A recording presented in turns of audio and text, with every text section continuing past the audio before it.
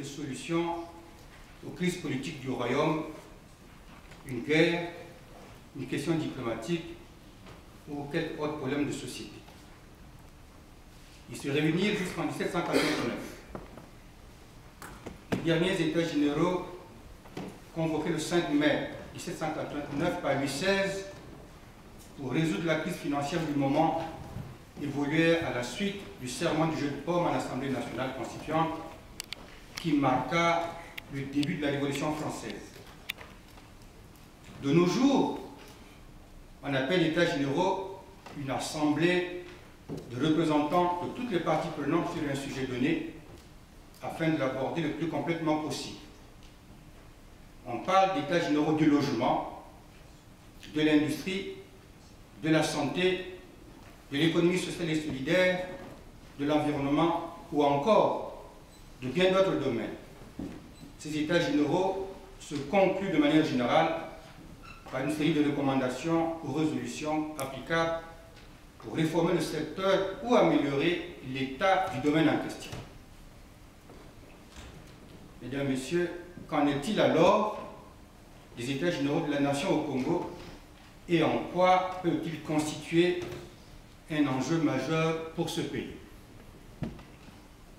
Au lendemain des élections législatives congolaises de juillet août 2012, marquées par une mauvaise organisation du scrutin, une forte abstention, des fraudes massives et de nombreux recours en annulation, les partis de l'opposition signataires de la déclaration du 17 août exigent du président de la République la convocation des États généraux de la nation, sorte de forum national rassemblant le pouvoir en place à Brazzaville et l'ensemble des forces vives de la nation, diaspora comprise, pour aborder de front les défis majeurs auxquels le Congo est confronté, leur trouver de voies de sortie et préparer l'avenir.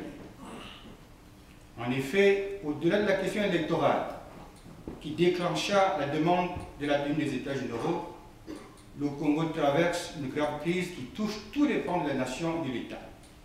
Elle va de la crise politique à la crise économique et financière, en passant par les crises morales, culturelles, environnementales, sécuritaires et autres liées au mauvais fonctionnement des administrations publiques, ainsi qu'au dépérissement du secteur privé. Revendication légitime de l'opposition, comprise à tort par le pouvoir congolais comme étant, d'après lui, un ordinaire instant de désordre, de violence, de règlement de compte et de revanche susceptible de raviver les haines de toute nature, les États généraux de la nation sont plutôt un haut lieu de débat citoyen, pacifique et responsable, pour reconstruire sur des bases saines, démocratiques et solidaires, une nation en pleine déliquescence, un moment de son histoire où elle n'a jamais été aussi riche. En posant devant vous cette contribution des enjeux majeurs pour le Congo que constituent les États généraux de la nation, nous, diaspora congolaise et autres démocrates installés en Europe, ici présents dans la salle, voudrions marquer les esprits sur l'intérêt que ces États généraux représentent pour les populations congolaises qui souffrent du fait de la mauvaise gouvernance de ses dirigeants. Comme souligné ci-dessus, le défi premier des États généraux, c'est de rassembler les Congolais en vue du redressement de leur pays, remettre sur le métier les valeurs d'égalité, de démocratie et de justice, faire du Congo un acteur principal en Afrique. Les États généraux de la nation siégeant offriront aux participants large éventail de questions spécifiques à examiner. Je me permets d'en dire quelques mots sur certaines. D'abord, à propos de l'État congolais. Les États généraux se doivent de lui rendre son rôle de puissance publique. La guerre abandonnée par le pouvoir en place, qu'il a transformé en État partisan au service de quelques privilégiés. La dégradation de la puissance protectrice de cet État a des conséquences sociales et humaines au cœur des préoccupations des populations qui se sentent de plus en plus menacées. Celles-ci ne croient plus en l'avenir, ce qui provoque détresse et même désespoir, entraînant un besoin légitime de protection. les États généraux doivent créer un cadre de protection des citoyens s'inscrivant dans une vision républicaine de la société consistant à renforcer un ensemble de droits et devoirs pour permettre à chacun, quel que soit son statut et son genre, de trouver une place et de se construire un avenir. Les États généraux doivent créer les conditions d'un État fort et ferme qui garantisse égalité et équité de traitement sur l'ensemble du territoire national, contrairement au fait d'injustice constaté au Congo qui avantage le développement dans certaines parties du Congo au détriment des autres. Assurer l'égalité territoriale, c'est mener sans discrimination de politiques publiques volontaristes sur l'ensemble du pays. Entendre l'attachement des Congolais à la service public de proximité. S'assurer de placer les fonctionnaires formés, qualifiés et compétents dans les services des régions et des districts et sanctionner le refus d'affectation en campagne. Il en sera de la responsabilité des États généraux de rendre les pouvoirs publics exemplaires, non seulement parce qu'ils sont des acteurs majeurs de la société, mais également afin qu'ils disposent de l'autorité et de la capacité d'entraînement suffisante sur le reste de la nation. Une autre bataille que les États généraux doivent relancer, c'est celle d'une vraie responsabilisation des collectivités locales. La décentralisation telle que menée au Congo n'a pas tenu ses promesses de rénovation démocratique et de modernisation de l'arrière-pays. Les quelques services et emplois existants se concentrent dans les villes et l'interland se précarise davantage. Une nouvelle étape, la décentralisation, doit s'accompagner d'une profonde solidarité des régions. À la fracture entre les villes et les territoires ruraux qui va s'aggravant, il doit être pensé des mécanismes et procédures de rééquilibrage des centres d'intérêt sur tout le territoire national. L'égalité des droits civiques des citoyens et anti-citoyens est à renforcer. C'est aussi un des devoirs des États généraux. Puisque le droit doit être le même pour tous, les États généraux sont appelés à garantir l'égalité femmes-hommes dans tous les espaces de vie et d'activité. Tout ce qui cloisonne, isole, cantonne les femmes dans le rôle spécifique, tout ce qui discrimine pour la raison exclusive qu'elles sont femmes est inacceptable. Partout dans le monde, le combat pour le droit des femmes se confond avec le combat pour la démocratie. Les questions de formation, d'éducation, de santé et d'autres liées aux services sociaux de base sont une autre priorité des États généraux. Les politiques publiques actuelles de formation au Congo touchent des filières professionnelles dont les effets ont des répercussions des années, voire des décennies plus tard. C'est le cas des secteurs comme la santé et l'éducation qui sont en corrélation directe avec la démocratie ou la mobilité des populations. La gestion des professions des 10 secteurs est un exemple de l'incohérence des décisions politiques congolaises qui, cédant aux contraintes financières à court terme, engendrent des problèmes de désertification médicale et scolaire parce que cette évolution est parfaitement prévisible. Le manque de personnel, toutes catégories confondues, dans l'ensemble des régions du pays, rend l'accès aux soins et à l'éducation pour tous d'autant plus difficile que l'espérance de vie augmente. Au plan économique, les États généraux réfléchiraient à la mise en œuvre d'une nouvelle stratégie de développement économique créatrice d'emplois, tout en s'attachant à étudier les modalités de financement des investissements irrelatifs. Il va sans dire que la saine gestion des richesses naturelles, les règles de bonne gouvernance seront également prises en compte, parce que le Congo possède un vaste réseau hydrographique, de belles forêts, des richesses minières et pétrolières, des filières y afférentes pour l'énergie, la pâte à papier, l'habitat, les matériaux de construction, la métallurgie, les industries chimiques ont encore de beaux jours devant elles. Les États généraux ne pourraient pas inscrire une fusion de l'économie et du progrès social dans la perspective d'un développement durable sans projeter les conséquences des décisions prises dans le moyen et long terme. Préparer l'avenir implique le principe de précaution et oblige à la prudence pour protéger les citoyens, voire à l'abandon de certains projets d'apparence socialement utile. Les États généraux se devront de revenir sur certains projets du pouvoir qui sont des opérations coûteuses, entreprises, pour des raisons de prestige, sans réel impact sur la vie des populations. inaperçue aux États généraux de la Nation au Congo, c'est celle du chômage. Depuis plusieurs années, le chômage de masse, le chômage structurel et la précarité du travail pèsent sur le marché du travail congolais. À cela s'y ajoute le mal-être au travail que ressent la quasi des travailleurs congolais.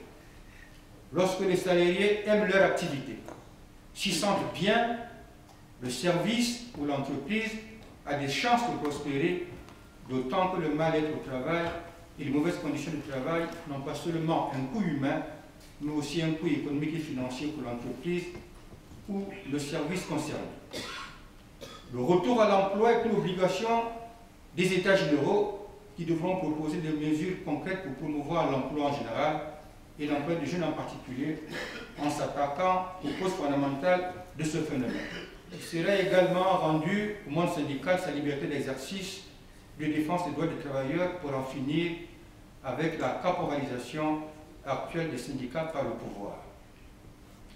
S'agissant des questions ayant trait aux droits de l'homme, à la liberté de presse, à la démocratie et à la justice, les avancées acquises là-dessus, hors de la conférence nationale, sont foulées aux pieds par les autorités, tant au niveau de leur finalité que de leur exercice.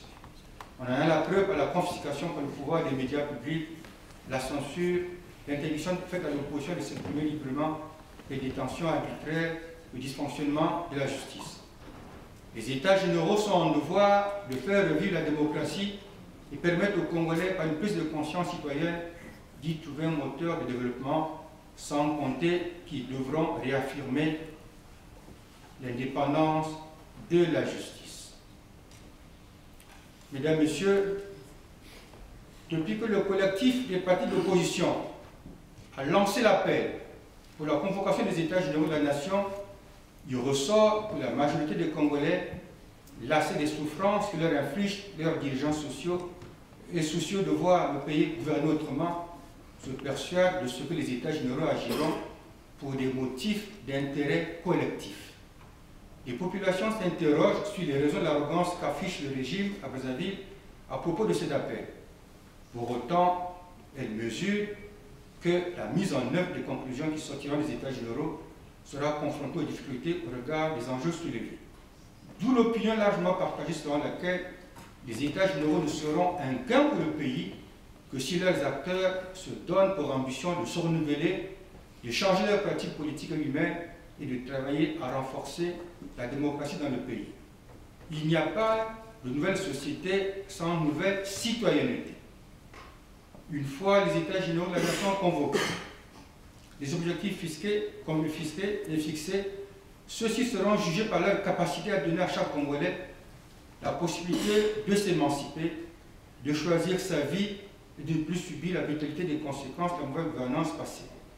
Ils seront également jugés par leur capacité à améliorer le quotidien des Congolais, à défendre leur pouvoir d'achat, à créer l'emploi, à faire en sorte qu'ils vivent mieux au travail et à renforcer la cohésion sociale.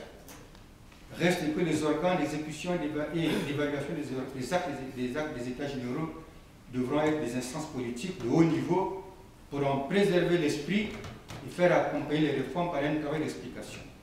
La société ne change pas seulement par les lois et les décrets, mais aussi par l'adhésion du plus grand nombre aux réformes. Réussir la tenue des États généraux de la Nation est une obligation pour leurs défenseurs. Le combat, depuis plusieurs mois pour les accueillir, insiste sans cesse sur l'intérêt national de ces assises, mettant en avant et posant clairement les conditions morales et politiques de la rupture d'avec la gestion désastreuse des affaires au Congo actuellement. À l'actif de ces défenseurs, des paroles responsables sont dites, des mots rassembleurs écrits, des engagements d'hommes et pays de justice pris, des orientations à de nos États généraux sont lisibles et clairement identifiées. Nous, ici, rassemblés diaspora congolaise, réaffirmons notre place parmi ces défenseurs de ces États généraux de la nation. Dans ce combat pour les États généraux, la lucidité, la franchise et la loyauté s'imposent pour exprimer le respect qui est dû aux populations congolaises. À ce titre, clarté et sincérité deviennent incontournables pour mieux gérer les attentes congolaises et il apparaît primordial, au nom de la démocratie, d'informer en toute transparence l'ensemble des citoyens des réalités économiques et politiques ainsi que du choix qui sera engagé. C'est la condition essentielle pour retrouver la confiance populaire et la constellation politique comme acteurs de l'intérêt général. Pour terminer, qu'il soit entendu encore une fois, les États généraux de la nation au Congo-Brazzaville permettront de sortir le pays du marasme actuel. En dehors de cette voie, il n'y a point d'alternative. Aucune fatalité ne nous oblige à subir impuissants les malheurs que nous impose le régime de Brazzaville. C'est avant tout une question de patriotisme, de courage politique et de discernement pour ne pas continuer à laisser le pays entre des mains qui ont placé leurs intérêts personnels au centre de la gouvernance d'un pays. En avant pour la tenue des États généraux de la Nation République du Congo. Mesdames, Messieurs, je vous remercie.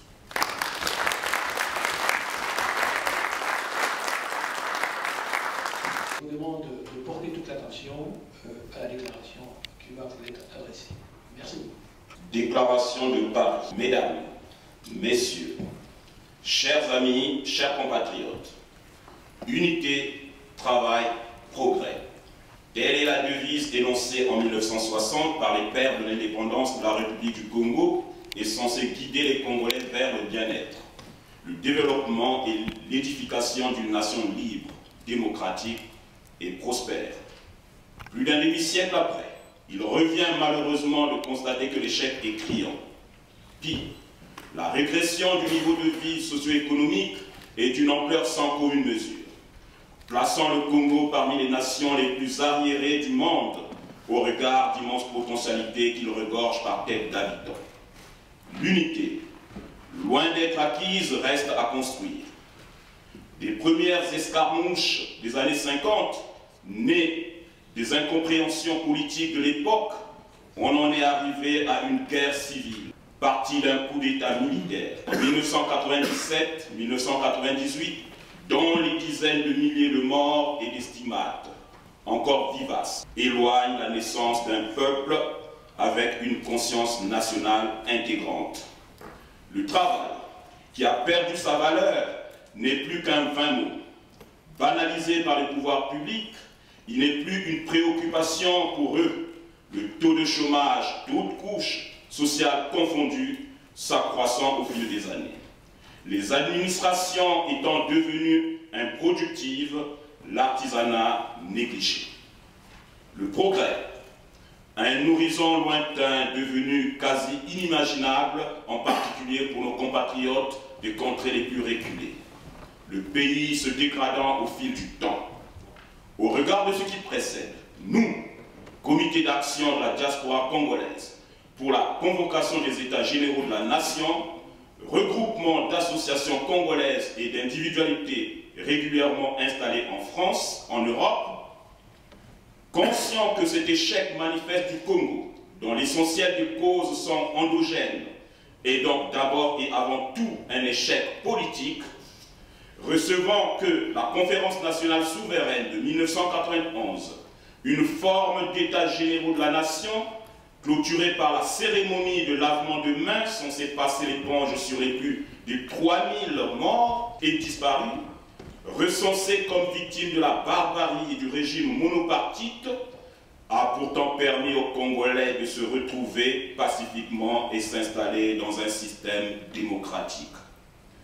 Considérant que les derniers faits marquants de la vie sociopolitique congolaise au cours de l'année 2012 montrent que le pays se meurt à vue d'œil, s'enfonçant de plus en plus dans un bourbier sans fond, comme en témoigne la chaotique gestion des suites des explosions d'arsenaux de guerre injustifiées du 4 mars 2012, avec ses lâches et arbitraires arrestations à tout va, et une parodie d'enquête judiciaire enlisée, la mascarade électorale de l'année 2012, caractérisée par une forte abstention, traduisant un cinglant désaveu du pouvoir, et de fraudes massives éhontées par lesquelles le parti du régime semble avoir clairement proclamé 2 républiques en une.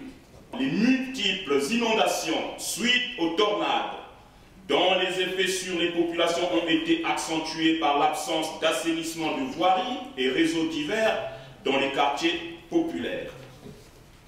Constatant que, 20 ans après la conférence nationale souveraine, la faillite de l'État congolais dans ses attributs protecteurs, éducateurs et régulateurs est manifeste et illustrée par une sous-alimentation de près de 80% de Congolais, rapport PAM, une paupérisation galopante avec près de 80% de la population vivant avec moins d'$1 par jour, alors que paradoxalement le PIB par habitant afficherait près de $4 000, soit 1,5 million de francs CFA, selon la Banque mondiale et le FMI. Une réduction de l'espérance de vie à 47 ans, selon les chiffres INED 2009. Soulignant que, dans un tel contexte, les autorités du régime congolais ne sont paradoxalement préoccupées que par des desseins égoïstes, d'enrichissement à des fins personnelles, d'accumulation de fortunes colossales et de biens matériels de tout genre, affirmant que le Congo, pays immensement riche au regard des fortes rentrées financières dues à l'exploitation de ses ressources naturelles, ne peut continuer à laisser ses populations vivre dans un tel état d'appauvrissement, disant en outre que par certains signes et attitudes des autorités du régime congolais, tout concourt à une intention de se maintenir indéfiniment au pouvoir par tripatouillage constitutionnel, conscient que tous ces faits, conjugués à une gestion politique clanique, un exercice du pouvoir par la violence et par la peur, une corruption quasi institutionnalisée, une cooptation complaisante de la médiocrité au poste de responsabilité, l'absence d'une véritable politique économique et sociale, la destruction des systèmes scolaires et sanitaires entraîne irrémédiablement le pays à la dérive. Le classement 2012 des économies mondiales par l'Institut Legatum, qui place le Congo au 141e rang sur 142, ainsi que celui du rapport de Business 2013 de la Banque mondiale, qui le renvoie au 183e rang sur 185, ne font que confirmer cette triste réalité. Affirmant que face à un système hermétique, écrasant les principes fondamentaux de liberté individuelle et de liberté d'expression, l'opposition intérieure, muselée, se bat comme elle peut. La diaspora, plus libre de parole, est en résistance tout en apportant son appui aux actions de l'opposition intérieure qu'elle partage et aux populations. Très appauvrie, réduite à la lutte quotidienne pour la survie. Rappelant que l'histoire des peuples nous enseigne qu'aucune force de quelque nature que ce soit n'est en mesure de contenir indéfiniment la force de volonté de vie d'un peuple, par définition sacrée, des exemples l'illustrant faisant foi. Déterminé à mettre fin à cette situation désespérée du Congo qui aggrave au jour le jour les malheurs des populations congolaises et accroît la dégradation de la crédibilité politique et l'image du Congo, considérant les développements des pratiques du régime marqués par la familiarisation et la privatisation du pouvoir à travers des nominations à caractère népotique et ethnocentriste aux postes de responsabilité dans l'administration civile et militaire, l'appropriation des ressources de l'État, l'interdiction illégale des activités politiques publiques de l'opposition, la militarisation accrue du régime à travers l'achat massif d'armes et de munitions de guerre, l'entretien des milices et des mercenaires, le harcèlement policier de l'opposition, l'instauration de barrages routiers, les fouilles nocturnes des voitures et véhicules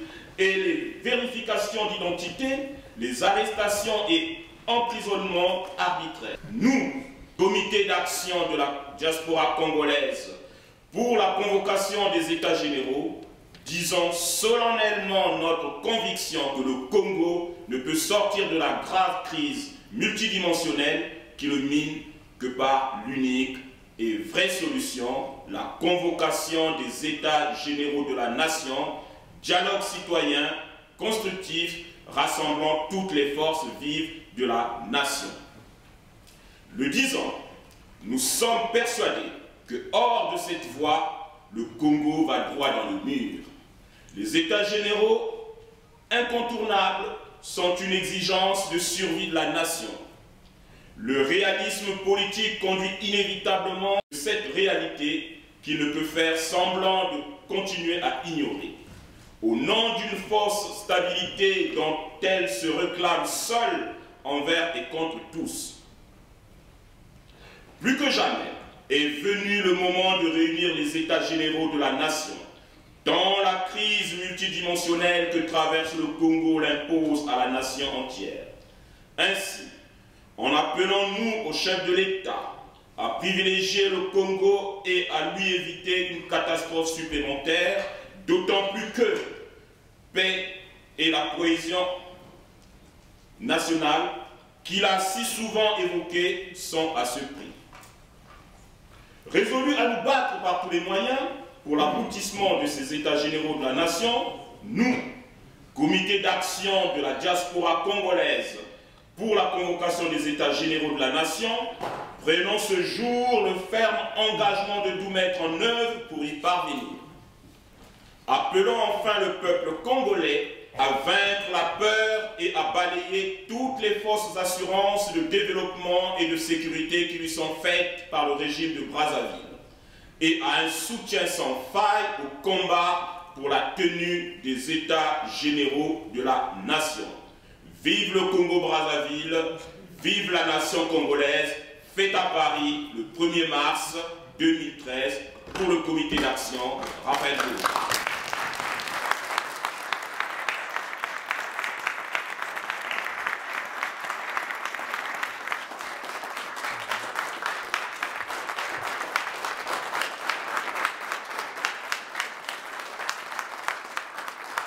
Mesdames, Messieurs, chers amis, cher Raphaël, tout d'abord merci de m'avoir permis de venir aujourd'hui vous rencontrer ici dans cette Assemblée nationale.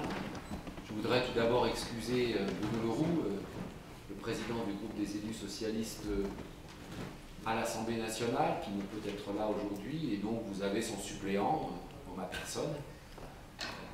Vous dire que tout d'abord vous délivrez un message de fraternité, un message d'amitié et bien évidemment un message de soutien.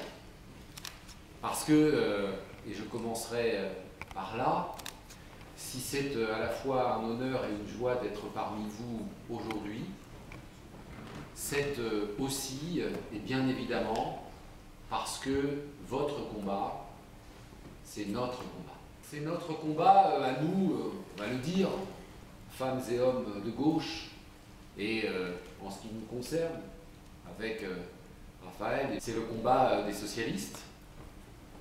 socialistes dans l'international, des socialistes ici, bien évidemment en France, avec notre président François Hollande, notre compagnon de route, avec qui nous avons vécu récemment une aventure assez extraordinaire et qui, je pense, témoigne de la chose suivante, qu'en politique, il faut toujours garder espoir.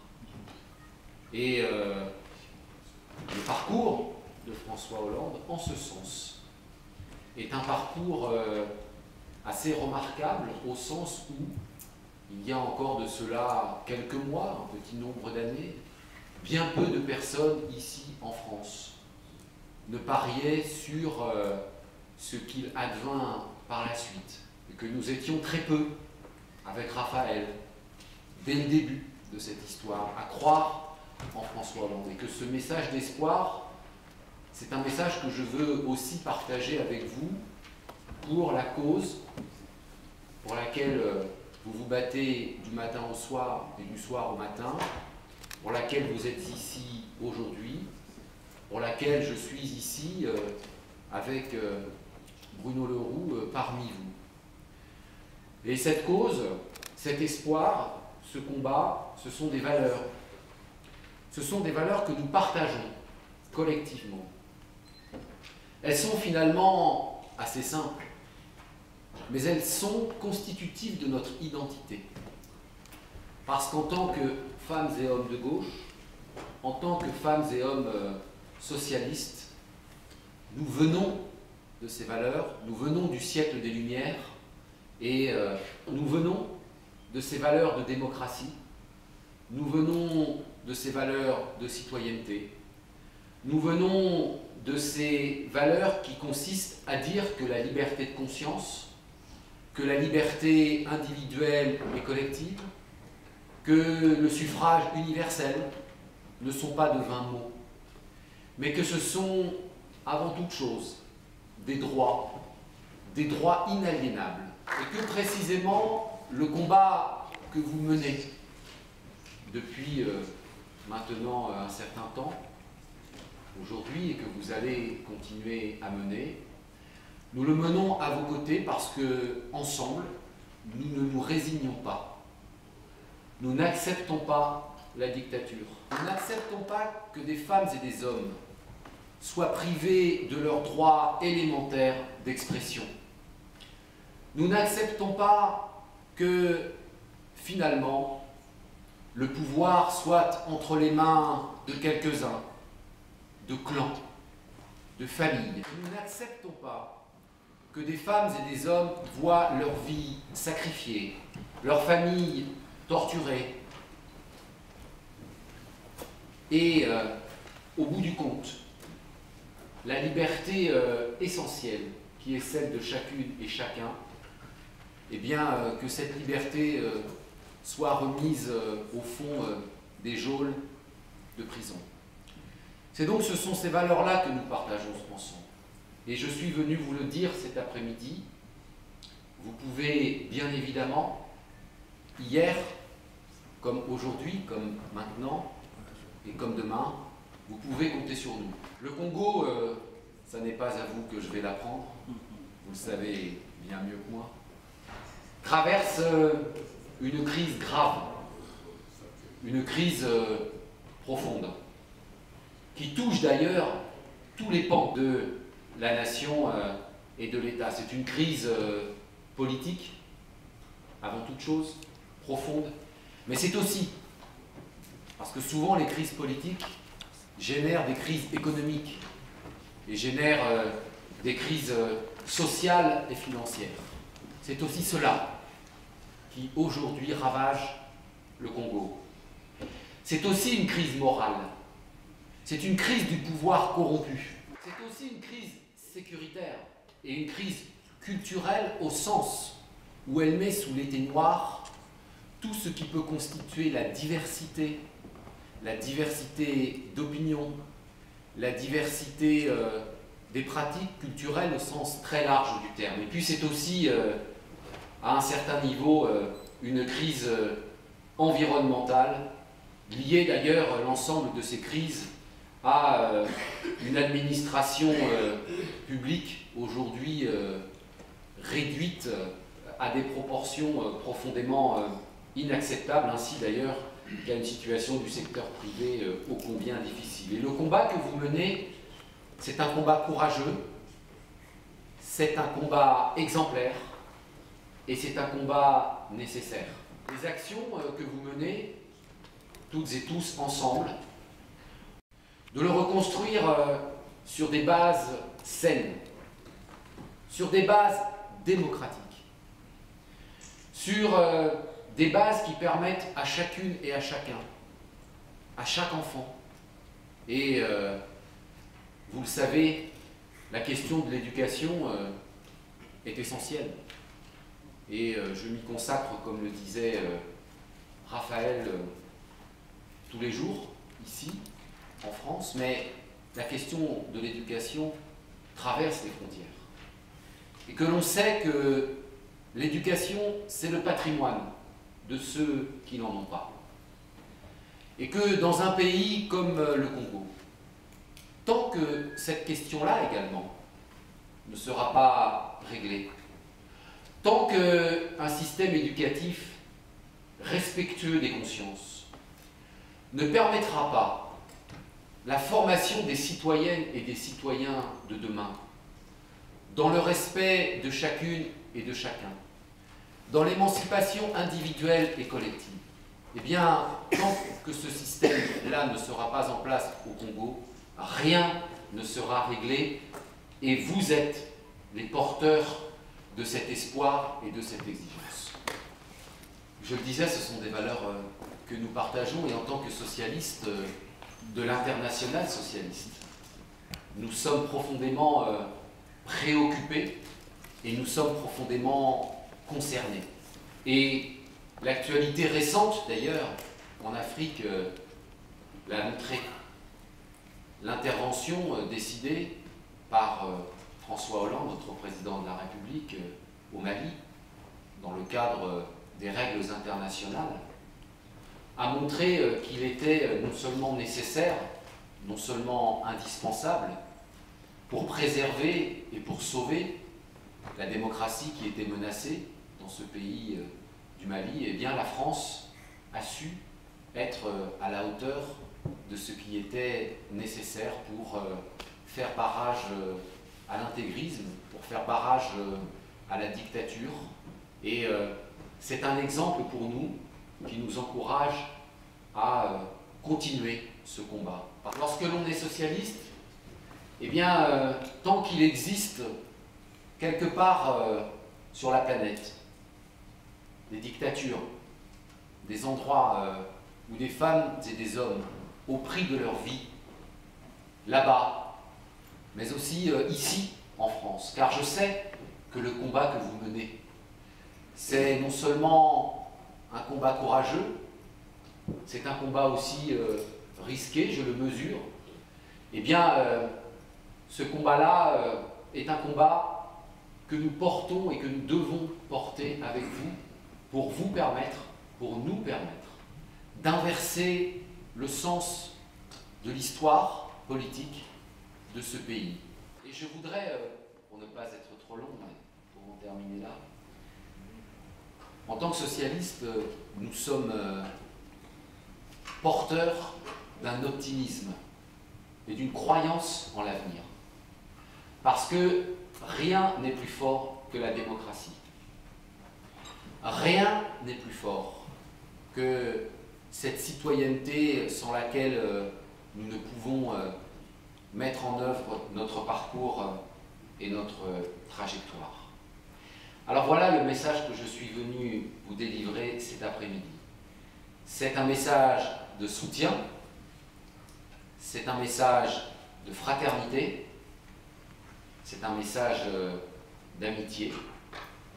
Nous avons et nous allons faire encore beaucoup de choses ensemble. Et sachez qu'à chaque fois que vous toquerez à notre porte, à chaque fois que vous viendrez pour nous dire voilà comment nous pensons qu'il faut faire les choses ensemble pour garantir ce qui doit être au Congo, comme partout sur cette planète, eh bien, vous nous trouverez auprès de vous.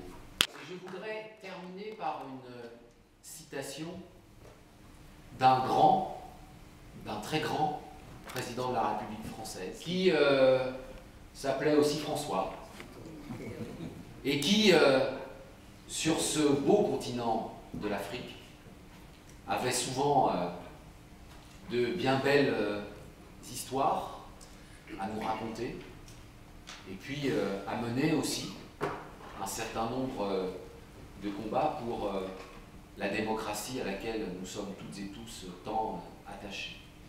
Et je vais le citer parce que l'extrait que je vais citer de lui, je trouve, incarne à merveille votre combat, notre combat, pour ce Congo démocratique que nous voulons toutes et tous et pour lequel nous sommes là cet après-midi.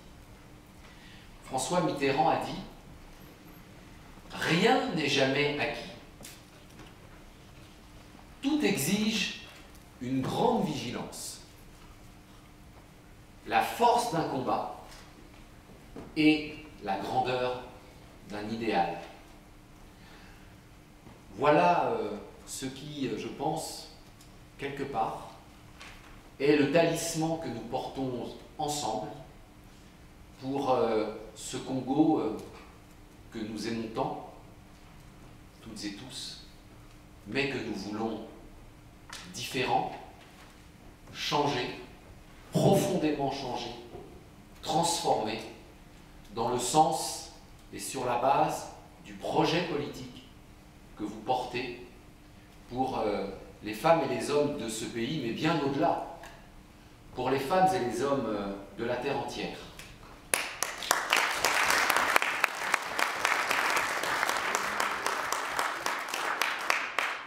Car ce combat pour ce Congo que nous voulons, il concerne bien évidemment les femmes et les hommes de ce pays, bien évidemment les Françaises et les Français, mais il concerne tous les citoyens de la planète. Je vous remercie.